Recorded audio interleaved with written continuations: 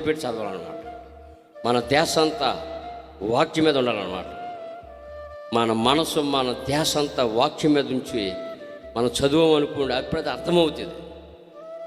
ఒక వచనం ఉందనుకోండి, ఒకసారి చదవండి, అది అర్థం కాదండి. అదే వచనాన్ని 2 సార్లు చదవండి, కొంచెం అర్థమవుతుంది. అదే వచనాన్ని 3 సార్లు చదవండి, ఇంకో కొంచెం అర్థమవుతుంది. అదే వచనాన్ని ఇంకొక 5 సార్లు చదవండి, కొంచెం బాగా అర్థమవుతుంది. అదే వచనాన్ని 10 సార్లు చదవండి, క్లియర్గా అర్థమైపోతుంది అన్నమాట. దాని భావం ఏంటి, దాని సారం ఏంటి, అప్పుడు నీకు అర్థమవుతుంది. దాని భావం ఏంటో దాని సారం ఏంటో నువ్వు గ్రహించగలుగుతావు. అప్పుడు ఆ వాక్యం ఏం చేద్దంటే నిన్ను బలపడుతుంది. దేవునికి స్తోత్రం.